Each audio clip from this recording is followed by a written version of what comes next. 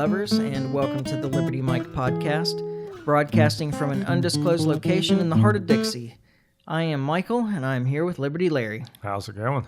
Doing okay. How are you? Pretty good. Good. My arm's not bothering me. I'm very happy for you. Yeah. This is something. It's lasted longer this time, so I had a good, I suppose almost 6 months where I had some flare-ups, but they kind of came and went. Yeah, it only lasted maybe 5 days, and it wouldn't be too bad. And the worst one was at Christmas, which was a terrible time for that to happen, but of course, you know. But it only lasted 5 days. I only had a couple of days where I look like I have Tourette's, walking around moving my arm in weird directions while I'm talking to people. We're more than a week now. Yeah, I was gonna say we were talking about this on last week's podcast. Yeah. So we're at least a week. Yeah. So I'm pretty tired of this. I do think it's a little better, but only mildly. Yeah, I'm when I wake up. Oh, is it you're good? I feel well, not totally, but better. But yeah, I've actually been able to sleep in my bed. Several nights in a row now, which okay. That's an improvement. For a little bit, that was that wasn't happening. Yeah. I'd still wake up over and over again in the night, but and I'm a person that moves around a lot in the night, and there's only one comfortable position, which makes it more difficult to sleep anyway. Yeah. And I'm an insomniac, so none of this is really helping. Yeah. Then I go to the office, I sit at a computer for 6 hours, and that don't help. Nope, not at all. And that's kind of how this has gone so far this week, is that I go to the office and then I work for as long as I can stand it, sitting there, and then I come home and work where I can be more reclined. Yeah. I know the boss man is not real thrilled about that, but you got to do what you got to do. All I'm hearing is that work is causing this. This may be a workman's comp issue. No. It didn't arise from work. If I sit upright at my computer here, it does the same thing. It's not. Still though. What probably did it was some stupid thing I did when I was a rappel master back when I was 20 years old. Yeah. Because I did a lot of stupid things on the top of a rappelling tower when I was all by myself. Yeah. Sometimes going from the top to the bottom real fast. Yeah. So I blame my own idiocy mostly. Yeah. Still though. Yeah. Still sucks. Yep, young and stupid. Oh well. Yeah. It does. Body wears down, man. Yeah, you'll learn someday. Oh, believe me, that day is upon us. Yeah. Already paying for some of that. Well, there's one news topic. Yeah. Really, or there should be, I guess. It's right on the edge of my mind. There was something that I was like, people should be talking about this, but they're not. And now I can't think of what it is, though. So we're not going to talk about it either. Probably not. Not unless I come up with it sometime during the course of this podcast. Yeah. I don't have any notes, obviously, on it, or I would. Or you would look to those, right? Yeah, I would know what it was at the very least. Hey, making notes is a good thing. Yeah, I only had a little bit of space at the bottom of the page, and I didn't want to start a new page. Yeah, nothing worse than having notes for one podcast on 2 pages. Because then you got flip, right? Yeah, exactly. Yes. And then you can hear it a little bit on the mic, and that's annoying. Rustling, yeah. I know. It's just distracting. Yeah. I want people focused on my words. There you go. Okay. Well, we're still fighting with Iran, even though they're totally and utterly defeated. Yeah. And they're still doing a fair bit of damage around them, even though they're totally and utterly defeated, and they have no armed forces left to speak of. Yeah. According to our president. No Army, no Navy, no Air Force. They did manage to shoot down an F-35, but we completely control the skies. Other than that one plane, right? Other than that one plane. Of course, the War Department said that they didn't actually shoot down a plane. That's a myth. It is an F-35, so it might have come down on its own. Might have done it by right. Yeah. But everything that's going wrong, the U.S. says that, well, Iran didn't do it, though. There was such a terrible laundry fire on a carrier that's going to have to come back to the U.S. for repairs. That seems like a bogus story if I've ever heard one. Right. I mean, I'm just saying, like, come on, guys. You can do better than that. Like, who knows? What is it? The first casualty in war is the truth, right? Both sides are lying about everything. Yeah. Casualty numbers are probably being underreported on both sides, or overreported on either. Yeah. The other way. Yeah. When they're saying what they've done to the enemy. It's hard to tell what's going on. All we can talk about is what the effects have been so far. Now, I will say, I don't know. We can say that this. It's hard to say what really happened in this story, of course, but Trump did openly threaten power production in Iran if they didn't capitulate, I guess. I'm not sure what his expectation was. I mean, he wants all-out surrender, last I heard. Yeah. I mean, but that story, he changes his tune a lot. So, I mean, that was the last I heard. So Iran responded in kind by saying, hey, if you start attacking our energy infrastructure, we're going to attack energy infrastructure in every state that hosts U.S. forces. Yeah. Including desalination plants. Yeah, which, that was. I was going to say that was the big one. Was the desalination with the water? Yeah, because a lot of those countries are completely dependent on, well, not completely, but like 90% plus of their fresh water. I heard 95%. Yeah, well, it depends on the country. For some of those countries, yeah. But on average, I would say probably 90+% of the fresh water in the Arab countries comes through desalination. Sounds like a desert. It does, doesn't it? Yeah. Just saying. I'm reminded of the old Sam Kinison act about how to solve world hunger. I can't go through it because it's pretty vulgar, but it's hilarious. So I say look it up. Oh, yeah. Sam Kinison on world hunger. I'm sure you can find that on YouTube. Oh, yeah. Anyway, so then Trump backed off with the claim that we're in talks.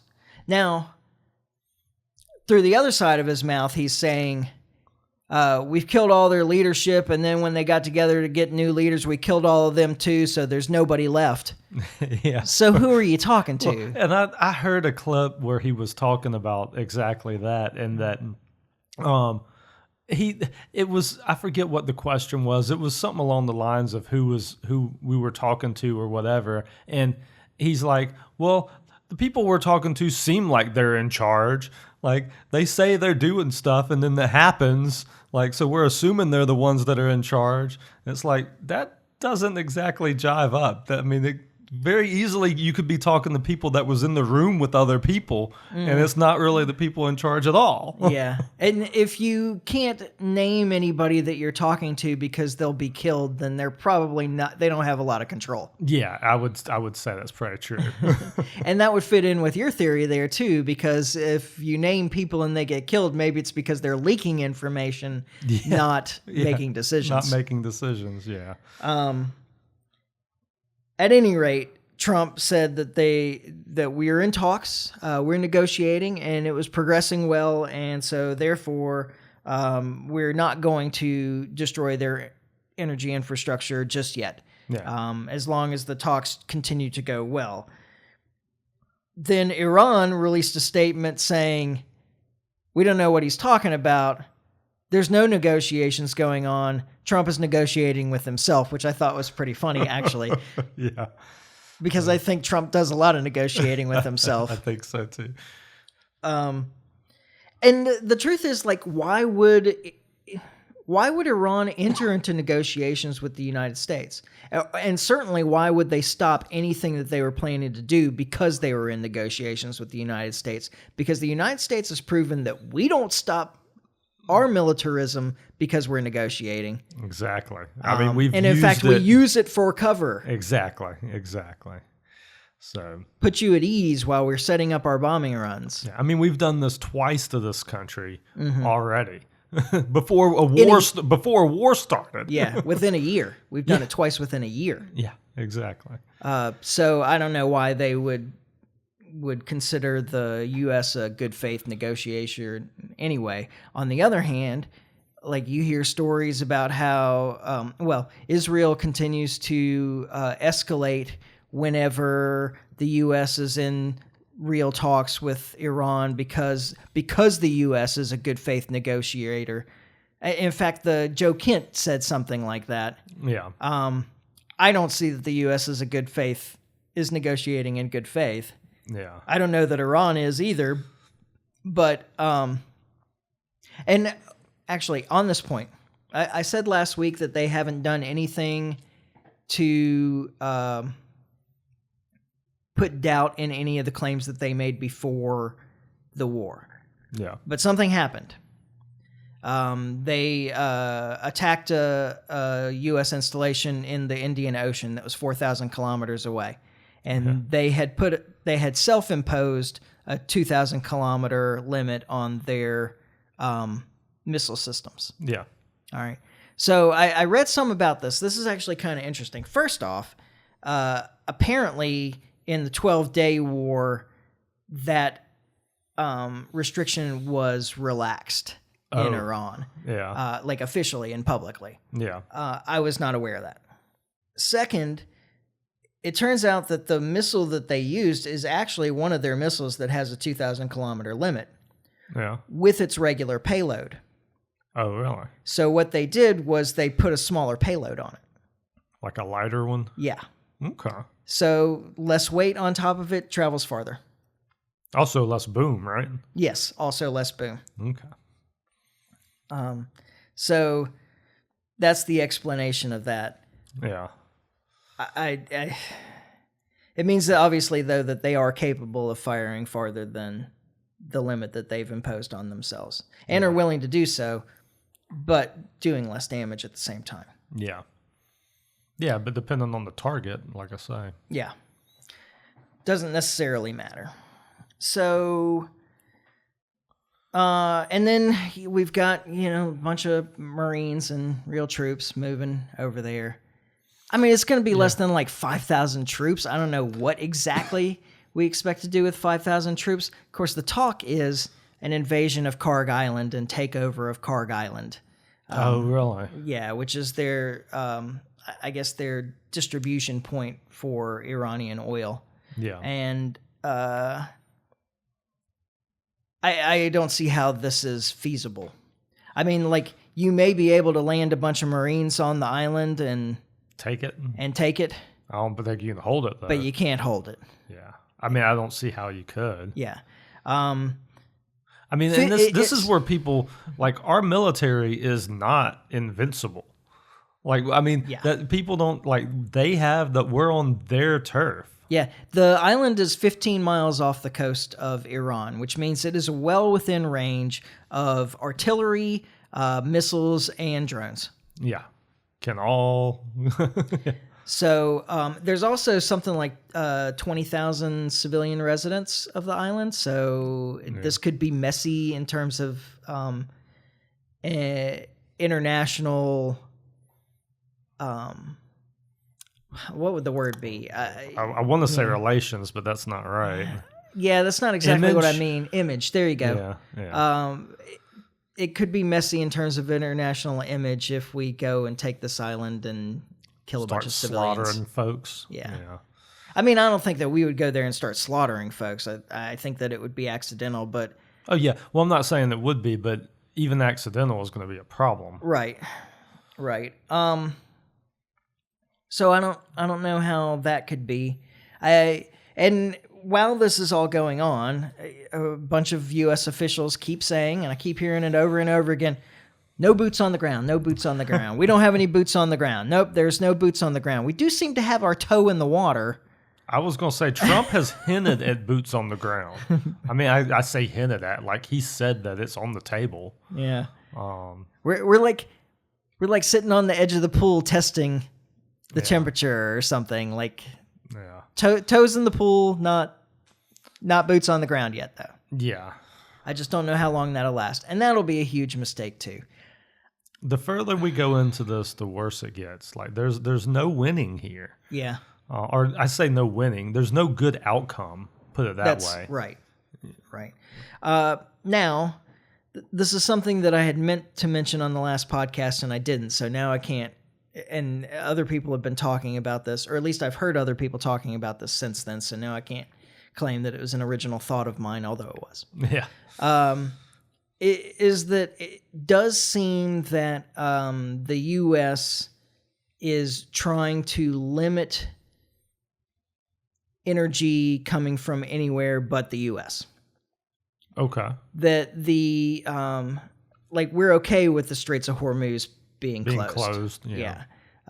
It doesn't really bother us that much. And on that point, this is a way for Iran to make even more money, and they probably have already, because there have been ships that have gone through the Straits of Hormuz, but instead of going like right around the bend on the west side, like they usually do, they've been passing between two Iranian-controlled islands. Oh, nice.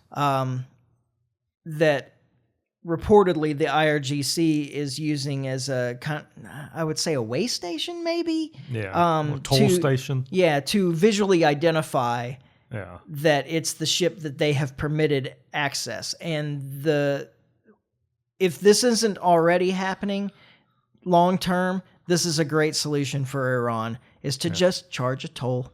Yeah. And those ships, I'm assuming, are going to China too, right? Not all of them. Not all of them. Okay. Yeah, I mean, a lot of it's going to Asia, but there's some of it that goes to Europe too. Okay. It goes kind of all over the place. Yeah. Remember, it's 20% of the global energy supply passes through the Straits of Hormuz. Yeah. It kind of goes everywhere. I knew they were picking and choosing though who they were letting through and who they weren't. I assumed that they were sending everything to China, but yeah, I don't know if that's true or not. I know I don't know either. This is an easy way for them to extract payments from nations or businesses or whatever. Needs to use that channel. Yeah. Yeah. And truthfully, almost no matter what they charge, it'd be worth it. Yeah. I mean, think of how the value of the oil on these tankers. Yeah.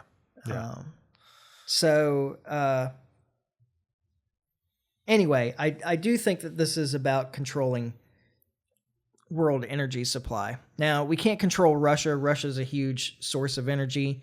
Well, we've been trying, though. I mean, but yeah, we have tried our best to sanction to prevent their energy supplies from going really just to our allies, which is kind of shooting yourself in the foot. Yeah, exactly. Because the Europeans it's them shooting themselves in the foot. Yeah, they've really suffered some hard winters and whatnot over this deal. Yeah, it's had a big impact on business in Germany. I don't know why they go along with it, although they aren't entirely. I mean, like a lot of these countries are still importing oil from Russia, oil and gas from Russia. Not so much gas because all the pipelines have been destroyed, I think, at this point. But anyway, they are still importing energy from Russia. And that was something that Trump had complained about sometimes in his complaints about NATO. I remember, yeah. So, but, you need the energy. Yeah. And then, of course, the other big source of oil in the Western Hemisphere is Venezuela. Yeah. We control that now. Yeah. So, and that oil's supposed to go, or usually goes to Cuba, right? Part of it, yeah. See, it's like we had a lot of sanctions on Venezuelan oil too. So the countries that were importing Venezuelan oil are the countries that are, antagonistic to the United States. So I saw something about that we had stopped Venezuela from allowing oil to go to Cuba, and that so now they're having like power outages and like all of these issues in Cuba. Yeah. And that Russia had planned to send like a tanker over, and then there was like some congressman, I don't remember who it was threatening to like have that tanker like bombed. That sounds like a Lindsey Graham statement, but who knows? I don't know if it was him or not, but it was somebody had like that. The idea was floated that we can't allow Russia to do this in our hemisphere or whatever, and like drastic issues. We can't allow Russia to provide energy relief to a country in our hemisphere. Yeah, exactly. Those people need to die. Yeah. Well, and but this all goes back to Marco Rubio, though. Yeah, we're such a great nation. Yeah. Because that's what Marco Rubio wants. Like that's the regime change that he wants. Yeah. So. Well, the idea of starving a people to rise up against their government, or turning the lights out on them until they rise up against their government. You got a little bit of a hint of it in Iran. Yeah. But it wasn't enough there. It won't be enough in Cuba either. And certainly once you start aiding somebody in an overthrow of their government, everybody else stands up, because nobody wants to be ruled by foreigners. Yeah, exactly. That's human nature. You can't really fight that. Yeah. So anyway, I do think that a lot of this is about controlling the global energy supply, or as much of it as we can, limiting energy that comes from other places for the benefit of U.S. energy producers. Interesting. And their stock value. Yeah. And so forth. And of course, the value of their product itself. There is a problem with this long term. I'm sorry, I have to sit back and keep it. It's the Tourette's. Yeah, right. The problem is that as fossil fuel energy prices rise, you have just raised incentives to develop alternative energy sources. Yeah. Which I'm not opposed to, actually. But that goes back to the government interfering in the market and tipping the scale. Yeah. But I mean, without any kind of recognition of market forces themselves. Yeah. Like that as prices rise, demand is reduced, and there's pressures put on the market to find an alternative. Yeah. Yeah. And that's what will happen in the long run. Yeah. I mean, there's already been a lot of time and energy and money put into developing alternative energy sources. And if you, I mean, oil prices are about $100 a barrel right now. Like, and my understanding because of the way the supply chains and the refining and so forth works, my understanding is if they stop the war right now and everybody just started pumping like crazy, it would still take the better part of a year for the market to stabilize again. And and us to get back to what, $60 barrels of oil. But it's 100 now, and the longer this goes, they're not putting a lot of dent into it by a bunch of nations releasing their strategic petroleum reserves and trying to push up production of the places where production's the still friendly places. Still available and so forth. Like, I can't remember the exact numbers, and this is obviously something that I should have written down, but it was something like that we are short something like 15 million barrels of oil a day. Yeah. And that all of these things that they're trying to do to make up supply only comes to about 2 million barrels of oil a day. Yeah, you can't make that up through squeezing. Yeah. So you're still lowering the annual production by a number of percentage points, probably less than 5%, but that's a lot. Yeah. I got a needy cat at my feet now too. Yeah. So I don't know. This is a real can of worms that Trump has opened that he shouldn't have. And I don't know how he was convinced. You know, I think part of it is for the benefit of Israel. I think that we have our own strategic interests here. I think a lot of that is limiting China's energy supply. And I think a lot of it is trying to assure a greater market share for American energy. Yeah. You know, for the benefit of those businesses. So, and his own family's interests in energy. Yeah, and the big problem is the people, like we the people, aren't benefiting from this at all. Like there's no good that comes from this for us. Right. I mean, there's the inflation is going to hit. We're spending more, going into debt further. It's just there's no shining light. Yeah, and it, you know, as we discussed a few weeks ago, it could start affecting food supply. Yeah, I mean the longer this goes on, the more likely that scenario we laid out starts to play out. Yeah, you can't stop it. Like it's just that's how markets work, man. Like yeah, I don't think people really realized how much of our economy is based on petroleum and petroleum products. Oh yeah, or is dependent on petroleum and petroleum products. Absolutely. I mean, beyond the energy costs of transportation and electricity and so forth, the petroleum products are in plastics and fertilizers and textiles and all kinds of things. It's everywhere. Yeah. So. What else you want to talk about? Because I don't want to talk about that anymore. Don't know. And we're only like a half hour in. We got to fill some time here.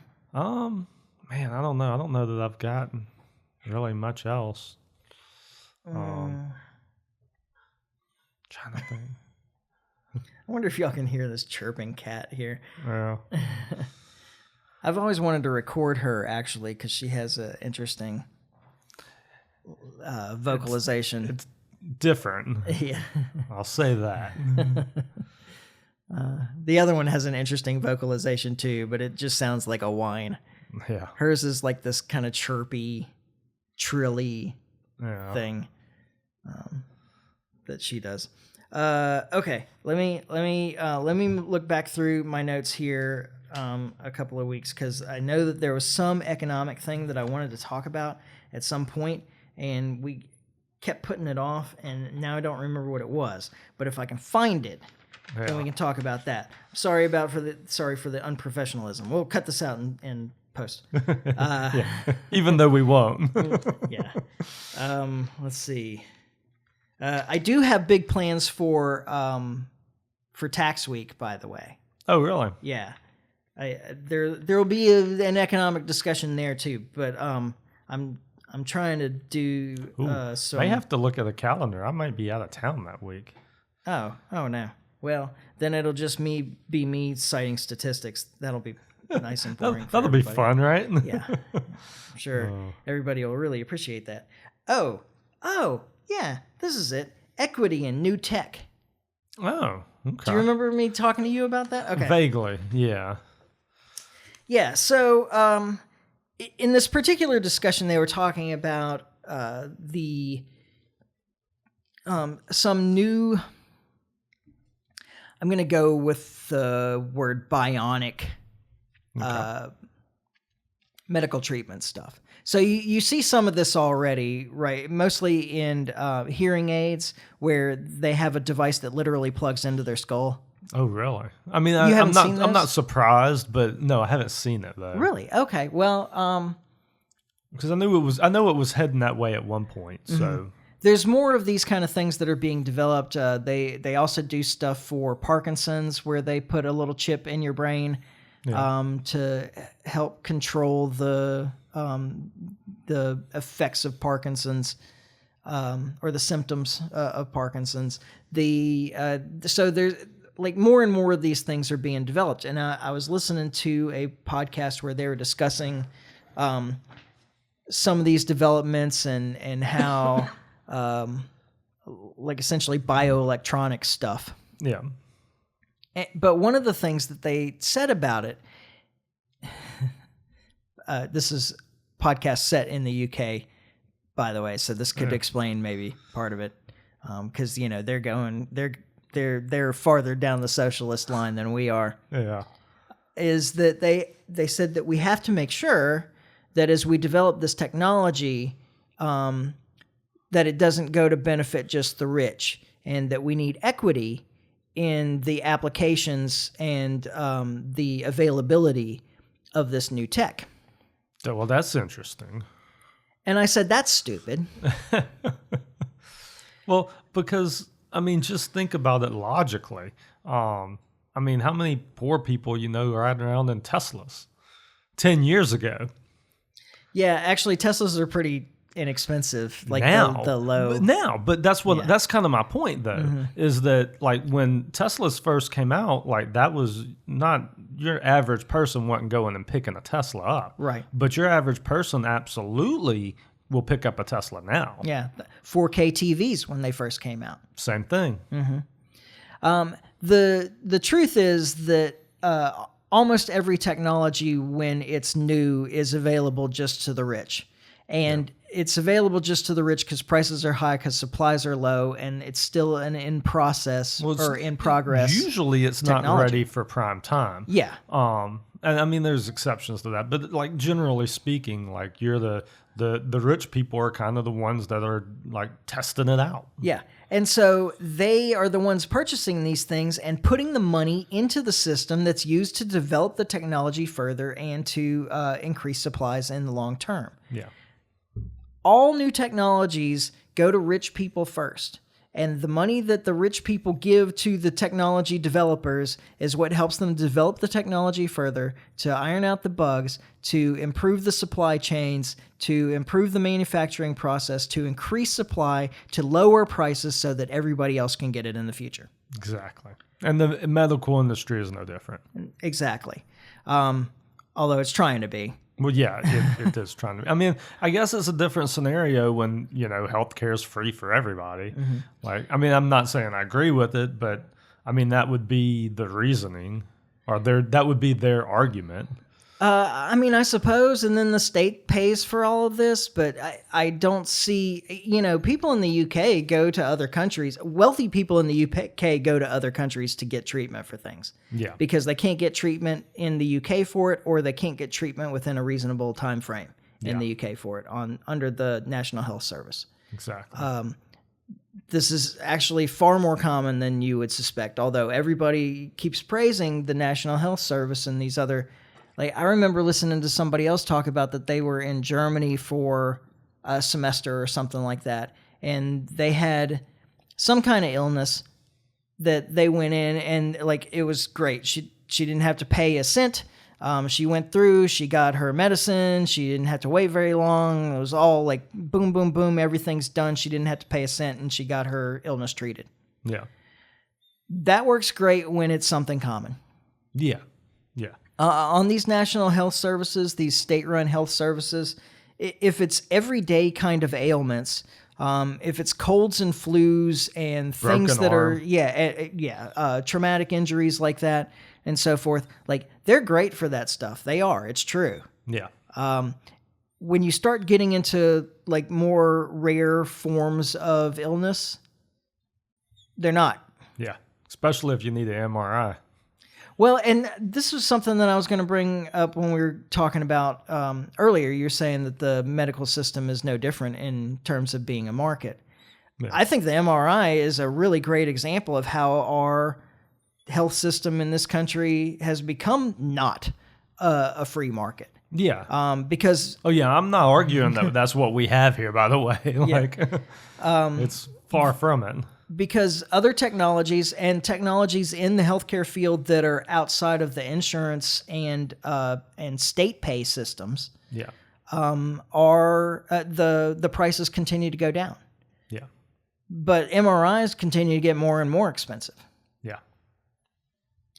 and you have to wait forever, and you have to go through a bunch of rounds of insurance approval before you can do it anyway, and so on and so forth. And this is something that really should be widely available at this point. This is an old technology. I was going to say, it's not new at this point. But for reasons of controlling the market, central control of the market, those prices haven't gone down. Yeah. Which is always the problem with central control. Yeah, and what's really bad is the same system that's messing up our healthcare for people is in the process of doing the same thing for your pets too. Dude, it's expensive to have a pet. Once I saw pet insurance starting to become kind of prevalent, I was like, oh no. Yeah, and it's affecting the market, man. Like, I've had pets all my life. And I know some of that's just due to inflation, but I'm telling you, getting stuff done for your pet is expensive. Yeah. There was a time where my annual visit with the cats, with 2 cats, was less than $100. Now it's more like somewhere between $250 and $400. Yeah. We did the math earlier, and like I'm spending $1,000 on my dog a year. That's just, but you got to do it. You got to take care of them. And I also don't have pet insurance, so. Yeah.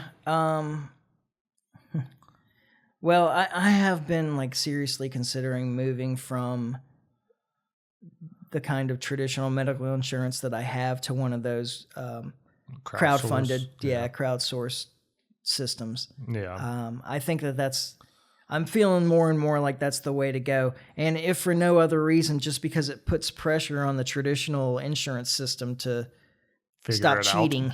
Yeah. Yeah. We talked before. Cheating is so profitable.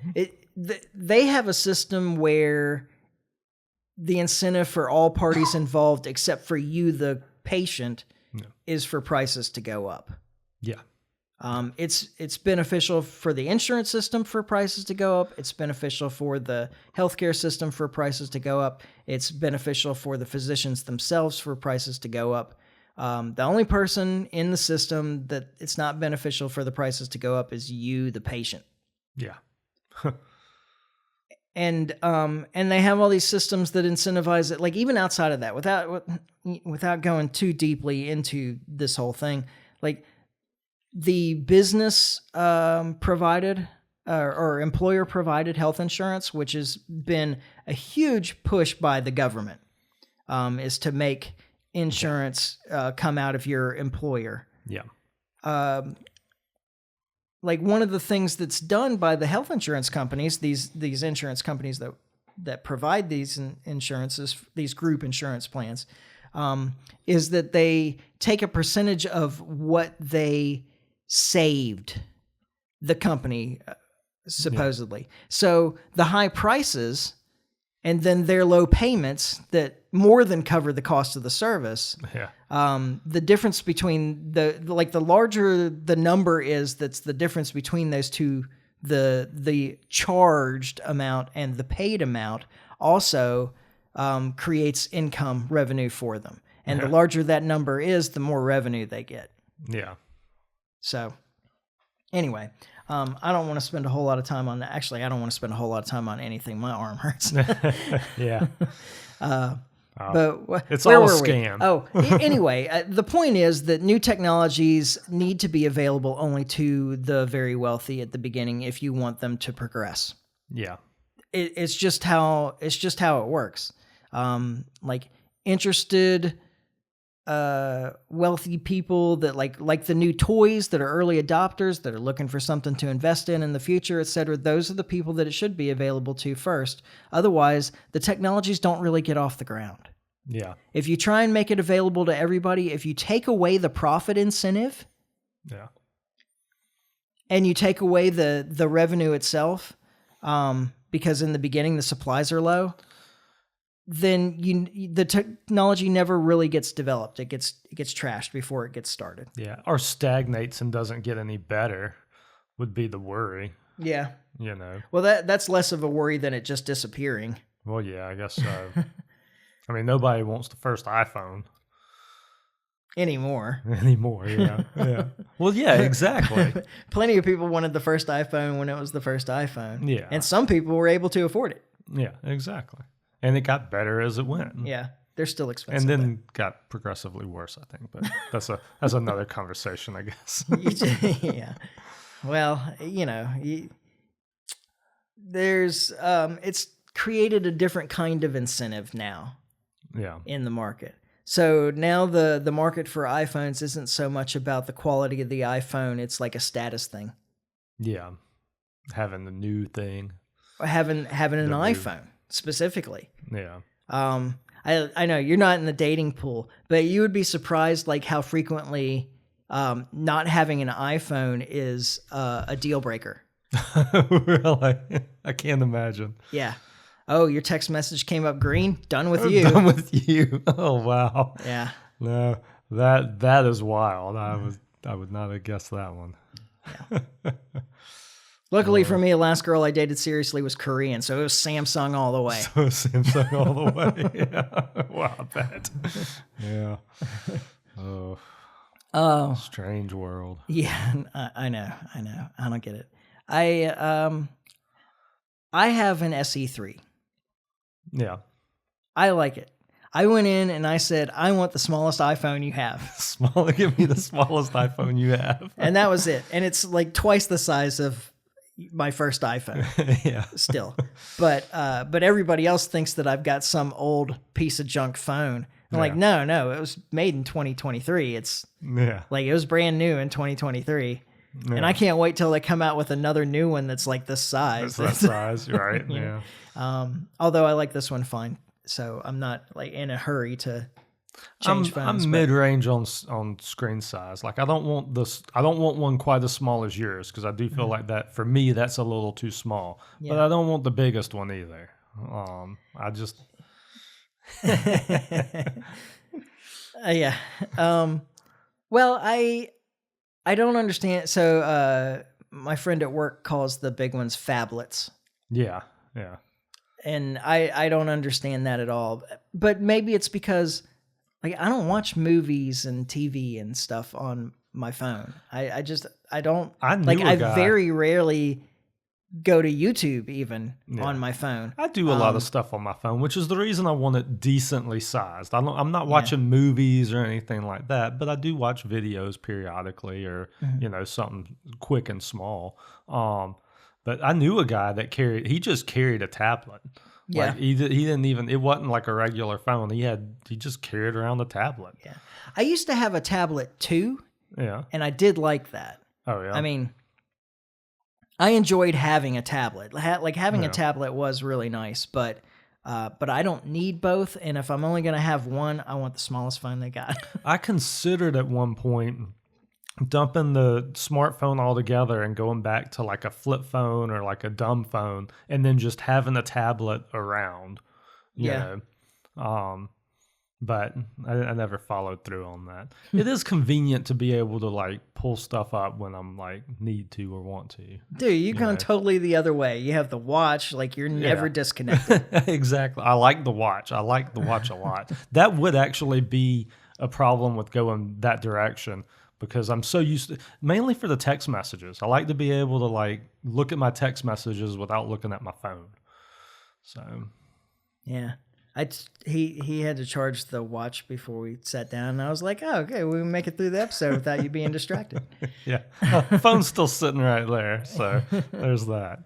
I haven't heard it go beep or buzz on the table or anything this whole time, though. So it's been lighting up, though. Yeah. Oh, has it? Well, yeah, it has. It never stops, man. And that's the problem with this stuff is it never stops. You should go put that on the coffee table, like where my phone is. Yeah. Then we'd be completely cut off. Like, I know. If apocalypse happened, we wouldn't even notice. If the Poxalux? Yeah, exactly. The Poxalux. All right. Look out the window and see zombies walking by. Yeah, I mean, I think that if the apocalypse happened... There's a window right there? There's a window right there. I think we would know. Through the window. You don't need a phone to tell you this is the apocalypse. Fair enough. In fact, if your phone tells you the apocalypse, it's the apocalypse. It's probably not. It's probably not. It's probably a false alarm, right? Yeah. An exaggeration. Hyperbole. Yeah. All All right. Well, we're talking about nothing now, so we may as well just go ahead and wrap it up, B. Yeah. Well, I know we talked about Afro Man last week, but I just wanted to close out on just a real quick thing. He's teased a whole bunch. I don't think he's actually going to do it, but he's been teasing at some of his shows that he might run for president. And he has before, hasn't he? He has. He actually filled out paperwork in 2024, but he didn't follow through. But he filled out the paperwork. So I'm just saying, Afro Man 2028. Is that what you're saying? Well, I'll hear him out. Not saying he's got my vote, but I'm listening, man. I'm just saying.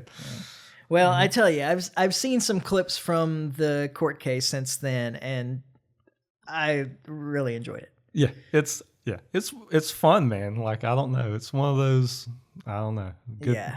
The guy, he's pretty sharp. He's sharp, and like I say, and he's on the right side of things. At least as far as obviously the one that's affecting him personally, he's pretty good on. Yeah. Which is the reason I say, if he decides to run, I'm listening. Fair enough. So. Fair enough. Well, it wasn't a quick war, and it's not done yet. Yeah. And they said the White House said that they had a 4-week timeline for the war. Yeah. What week are we at? 3.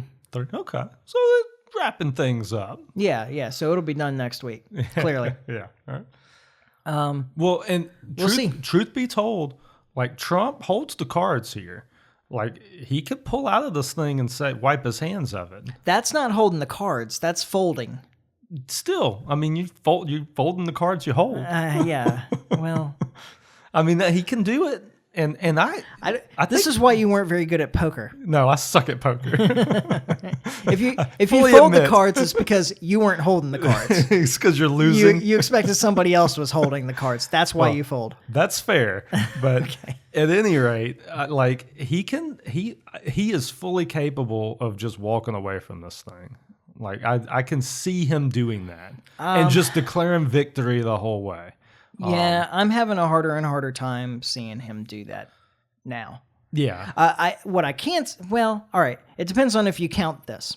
Yeah. I can see him getting some of the other Gulf states riled up about this, because some of them are getting riled up about this and getting involved in the war against Iran, and then the U.S. stepping back from active militarism and just giving them weapons like we're doing in Ukraine. Yeah, just stir the hornet's nest and run away. Yeah, but give them plenty of weapons so they can all kill each other. Well, yeah. And so we can sell them and make the money and right. the whole keep because that whole that's really beneficial for the whole nation. Yeah, right. Yeah. Northrop Grumman's everywhere, right? Yeah, exactly. Boeing everybody works for a military contractor, so yeah, it's great for the American economy. The government steals money from you and gives it to a few select companies. That's obviously good for the American economy. And then those companies pay those people, so it's a circle. Right, the small percentage of people that actually work for them. Exactly. No, who knows? It's Trump. You just don't know, but... to me, that seems not what you laid out, but him just walking away is the best case scenario. Mm-hmm.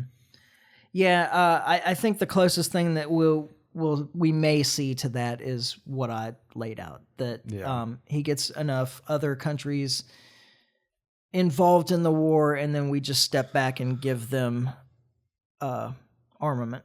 Yeah, but that's not good either. I don't support that. Oh, I don't either. I'm not advocating. I'm just saying. Making a prediction. Yeah. All right. Well, here we go. We did manage to talk for a few more minutes and make it seem reasonable. We are heading to the Alabama State Convention. Libertarian tonight. Convention. Yeah. The Libertarian Party of Alabama State Convention in Mobile. Yeah. There's a social tonight at Fairhope Brewing Company in Mobile. In Mobile. Gotta preface that. Sometimes I feel like I'm giving people bombing targets when I do this kind of thing. Oh.